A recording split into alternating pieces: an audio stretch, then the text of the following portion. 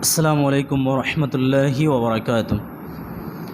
الحمدللہ رب العالمین والصلاة والسلام علی سید الانبیاء والمرسلین، اما بعد، بسم اللہ الرحمن الرحیم۔ محترم سامعین کرام، ہم لوگ حضرت ابراہیم علیہ السلام کی سیرت کے بارے میں جان رہے تھے اور ان کی زندگی کے بارے میں سن رہے تھے، اور آخری درس میں آپ کے سامنے یہ بتایا گیا تھا کہ کس طرح سے حضرت ابراہیم علیہ السلام اللہ رب العالمین کے حکم سے اپنے اکلوتے بیٹے اسماعیل علیہ السلام کو قربانی دینے کے لیے لے جاتے ہیں، اور اس کے بعد اللہ رب العالمین جو ہے بس وہاں آخری حد کو پہنچنے کے بعد اللہ رب العالمین اسے حکم دیتے ہیں کہ دمبے کی قربانی کیجیے اور اسماعیل علیہ السلام کو چھوڑ دیجیے۔ اب اس کے بعد ہم لوگ سنیں گے کہ حضرت ابراہیم علیہ السلام اپنے بیٹے اسماعیل علیہ السلام کو جو وادی بطحہ میں چھوڑ کر کے آئے تھے، تو بار بار حضرت ابراہیم علیہ السلام حجرہ علیہ السلام کو اور اسماعیل علیہ السلام کو دیکھنے کے لیے جایا کرتے تھے۔ قربانی کی جو آزمائش تھی وہ ٹل گئی، اور اس کے بعد جو ہے حضرت اسماعیل علیہ السلام شعور کو پہنچتے ہیں، اور بہت زیادہ عمر ہونے کے بعد حضرت اسماعیل علیہ السلام نکاح کرتے ہیں، اور اس کے بعد حضرت ابراہیم علیہ السلام آتے ہیں دیکھ بھال کرنے کے لیے اور خبر لینے کے لیے۔ جیسے حضرت ابراہیم علیہ السلام آتے ہیں خبر لینے کے لیے، تو دیکھتے ہیں کہ حضرت اسماعیل علیہ السلام گھر پہ نہیں ہیں، ان کی بیوی وہاں پر موجود رہتی ہے۔ حضرت ابراہیم علیہ السلام پوچھتے ہیں کہ اسماعیل علیہ السلام کہاں گئے ہیں، تو کہتے ہیں کہ روزی کی تلاش میں وہ باہر نکلے ہوئے ہیں۔ حضرت ابراہیم علیہ السلام ان کی بیوی سے سوال کرتے ہیں کہ تمہاری روزی روٹی کیسے چل رہی ہے، اور کس طرح سے تم زندگی گزار رہے ہو، کیسے کھا پی رہے ہو؟ تو ان کی بیوی جواب دیتی ہے کہ بہت تنگی کے ساتھ ہم لوگ زندگی گزار رہے ہیں، بہت مشکلات کے ساتھ ہم لوگ اپنی زندگی کو گزار رہے ہیں، اور اسی کی وجہ سے اسماعیل علیہ السلام جو ہیں وہ گئے ہوئے باہر روزی کی تلاش میں۔ حضرت ابراہیم علیہ السلام کہتے ہیں ان کی بیوی کو کہ جب بھی اسماعیل علیہ السلام گھر آئے گا تو میرے بارے میں ان کو کہنا اور سلام کہنا، اور اس کے بعد انہیں یہ حکم دینا کہ تمہارے جو ایک شخص آئے تھے انہوں نے حکم دیا ہے کہ اپنے دروازے کی چوکھٹ کو بدل لینا۔ حضرت اسماعیل علیہ السلام اپنے گھر آتے ہیں، ادھر ابراہیم علیہ السلام چلے جاتے ہیں۔ جیسے اسماعیل علیہ السلام گھر تشریف لاتے ہیں تو اسماعیل علیہ السلام کو محسوس ہوتا ہے کہ کوئی آئے تھے، تو اپنی بیوی سے پوچھتے ہیں کہ کون شخص آئے تھے، یہ صحیح بخاری کے اندر موجود ہے۔ پوچھتے ہیں کہ کون شخص آئے تھے، تو ان کی بیوی جواب دیتے ہیں کہ ایک بوڑھے اور ضعیف شخص آئے تھے اور آپ کے بارے میں پوچھ رہے تھے۔ کہا کہ اس کے بعد کیا پوچھ رہے تھے؟ کہا کہ روزی اور معاش کے بارے میں پوچھ رہے تھے کہ زندگی کیسے گزر رہی ہے۔ تو کہا کہ تم نے کیا جواب دیا؟ تو ان کی بیوی کہتی کہ ہم نے جواب دیا کہ بہت تنگی کے ساتھ زندگی گزر رہی ہے اور مشکل کے ساتھ ہم لوگ زندگی کو بسر کر رہے ہیں۔ تو اس کے بعد حضرت اسماعیل علیہ السلام پوچھتے ہیں کہ اور انہوں نے کیا کہا ہے؟ تو کہتے ہیں کہ انہوں نے کہا کہ اپنے گھر کے دروازے کی چوکھٹ کو بدل لینا۔ اسماعیل علیہ السلام ان تمام باتوں کو سننے کے بعد کہتے ہیں کہ وہ جو شخص آئے تھے وہ ہمارے والد محترم تھے، اور تمام چیزوں کو جو پوچھے تھے ہمارے والد محترم نے پوچھے تھے، اور دروازے کی چوکھٹ جو بدلنے کی بات تھی وہ یہ بات تھی کہ تمہیں جو ہے ہمیں حکم دیا گیا ہے کہ تم اپنے گھر چلے جاؤ، یعنی کہ میں تمہیں طلاق دیتا ہوں، تم اپنے گھر چلے جاؤ۔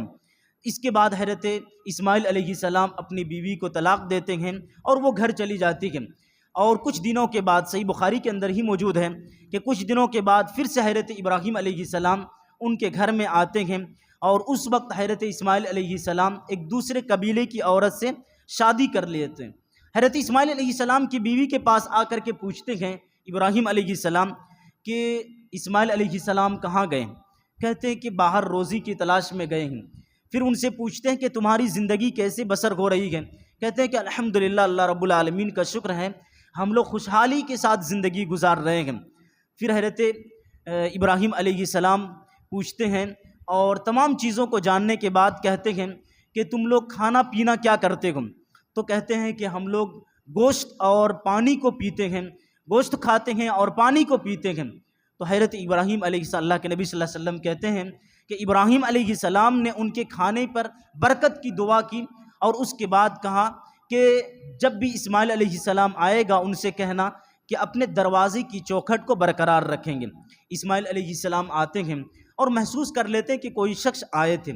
تو تمام چیزوں کو پوچھتے ہیں اپنی بیوی سے اور ساری چیزوں کو بتاتے ہیں، اور تمام خوشحالی کے بارے میں، زندگی کیسے بسر کر رہے تھے ان تمام چیزوں کے بارے میں بتانے کے بعد جو ہیں کہتے ہیں کہ یہ بھی کہا تھا کہ اپنے گھر کے دروازے کی چوکھٹ کو جو ہے برقرار رکھنا۔ تو اسماعیل علیہ السلام کہتے ہیں کہ کہا کہ تمہیں اپنے زوجیت میں باقی رکھنے کے لیے ہمارے والد محترم نے کہا تھا، اور وہ ہمارے والد محترم تھے جو تمہارے پاس ہمارے گھر میں آئے ہوئے تھے۔ اب ان تمام چیزوں کی خبر لینے کے بعد ابراہیم علیہ السلام چلے جاتے ہیں اور یہ لوگ زندگی بسر کرتے ہیں۔ اور اسی طرح سے صحیح بخاری کے اندر موجود ہے کہ ایک دفعہ جو ہے حضرت ابراہیم علیہ السلام پھر خبر لینے کے لیے اپنے بیٹے اسماعیل کے بارے میں اور ہاجرہ کے بارے میں پوچھنے کے لیے آتے ہیں اور جاننے کے لیے آتے ہیں۔ تو حضرت اسماعیل علیہ السلام اس وقت زمزم کے پاس بیٹھے ہوئے تھے، اور وہاں حضرت ابراہیم علیہ السلام پہنچتے ہیں۔ زمزم کے پاس پہنچ کر کے ابراہیم علیہ السلام اسماعیل علیہ السلام کو دیکھتے ہیں کہ وہ تیر کو ٹھیک کر رہے ہیں۔ تو حضرت ابراہیم علیہ السلام اپنے بیٹے اسماعیل کو یہ کہتے ہیں کہ اللہ رب العالمین نے ہمیں اور آپ کو حکم دیا ہے کہ خانہ کعبہ کی تعمیر کیا جائے، خانہ کعبہ کی تعمیر کیا جائے۔ حضرت اسماعیل علیہ السلام کہتے ہیں کہ الحمدللہ ہم لوگ شروع کریں گے انشاءاللہ جو اللہ رب العالمین نے حکم دیا ہے۔ خانہ کعبہ کے تعلق سے اس بات کو یاد رکھیے کہ خانہ کعبہ کو سب سے پہلے ابراہیم علیہ السلام نے نہیں بنائے تھے، بلکہ اللہ رب العالمین کے فرشتے کے بتائے ہوئے جگہ کے مطابق اس کو حضرت آدم علیہ السلام نے شروعاتی دور میں بنائے تھے، اور اس کے بعد جو ہے آدم علیہ السلام کے بعد بہت سارے ادوار گزرے، بہت سارے دور گزرے، اور اس وقت میں طوفان نوح بھی آئے نوح علیہ السلام پر، ان کے قوم پر جو طوفان آئے تھے، اور اس طرح کے تمام جو آندھی طوفان اور حوادث گزرے، جس کی وجہ سے آدم علیہ السلام نے خانہ کعبہ کو جو تعمیر کیے تھے ان کی نشان مٹ چکے تھے،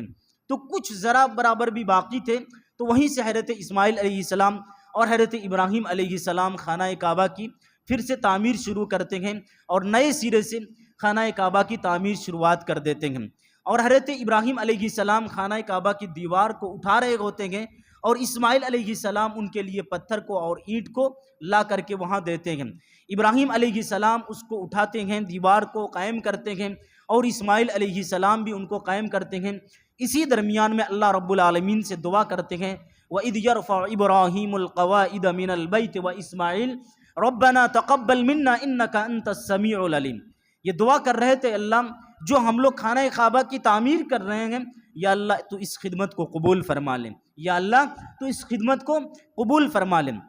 حضرت ابراہیم علیہ السلام اور حضرت اسماعیل علیہ السلام خانہ کعبہ کی جو تعمیر کر رہے ہیں، یاد رکھیے کہ یہ خانہ کعبہ اس قدر معزز اور محترم جگہ ہے، اللہ رب العالمین نے قرآن کریم کے اندر جگہ جگہ کی اس کے احترام کے بارے میں ذکر کیا ہے۔ اللہ کے نبی صلی اللہ علیہ وسلم فرماتے ہیں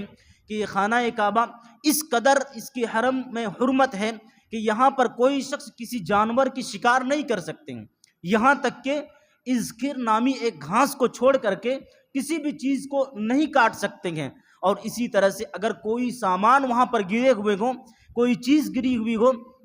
تو اس کو جو ہے اگر مالک دکھائی نہیں دیتا ہو تو ان کو آپ اٹھا بھی نہیں سکتے ہیں۔ یعنی ہر طرح سے اللہ رب العالمین نے اور اللہ کے نبی صلی اللہ علیہ وسلم نے لوگوں کو یہ حکم دیا کہ خانہ کعبہ اور حرم کو جو ہے پرامن شہر بنایا جائے، یہاں پر کسی طرح کی کوئی بغاوت اور کوئی لڑائی نہ ہو۔ جب تک کہ کوئی آدمی آپ پر لڑائی نہ کرے کبھی بھی وہاں پر شروعات نہیں کر سکتے ہیں۔ اور اسی طرح سے اللہ کے نبی صلی اللہ علیہ وسلم نے مکہ کے بارے میں یہ ارشاد فرمایا تھا، سنن ترمذی کی حدیث ہے کہ یہ مکہ، شہر مکہ مجھے اس قدر عزیز اور پیارا ہے کہ اگر یہاں کے لوگ مجھے نہیں نکالتے تو میں ہرگز مکہ سے نہیں جاتا اور یہاں سے نہیں نکلتا۔ یعنی اللہ کے نبی صلی اللہ علیہ وسلم اپنے وطن عزیز سے بہت زیادہ پیار کرتے تھے۔ یہی وہ مکہ ہے جسے اللہ کے نبی صلی اللہ علیہ وسلم پسند کرتے تھے اور پیار بھی کیا کرتے تھے۔ اور اللہ کے نبی صلی اللہ علیہ وسلم نے کہا کہ اگر مجھے نکلنے پر مجبور نہیں کیا جاتا تو اس جگہ سے میں کبھی بھی نہیں نکلتا۔ بہرحال اس طرح سے حضرت ابراہیم علیہ السلام اور حضرت اسماعیل علیہ السلام خانہ کعبہ کی تعمیر کرتے ہیں، اور اس کے بعد اللہ رب العالمین حکم دیتے ہیں کہ تمام لوگوں کو بیت اللہ کے حج کے لیے اور اس کی طواف کے لیے بلایا جائے، اور اللہ رب العالمین کے اس حکم سے دنیا کی کوئی ایسی جگہ نہیں ہے جس کے لیے لوگوں کے دل تڑپتے ہوں کہ وہاں جائیں، لیکن خانہ کعبہ ایک ایسی جگہ ہے کہ ایک آدمی اگر گئے بھی ہوں پھر بھی ان کا دل تڑپتا ہے کہ دوبارہ ہم وہاں کے لیے جائیں۔ اللہ رب العالمین سے دعا ہے رب العالمین ہم تمام لوگوں کو سیرت ابراہیم کو جاننے سمجھنے کی توفیق دے۔ اللہ تبارک و تعالی ہم تمام لوگوں کے جائز خواہشات کو پوری فرمائے۔ اللہ رب العالمین ہم تمام لوگوں کو خانہ کعبہ کی زیارت کرنے کی توفیق نصیب فرمائے۔ آمین وآخر دعوانا الحمد للہ رب العالمین۔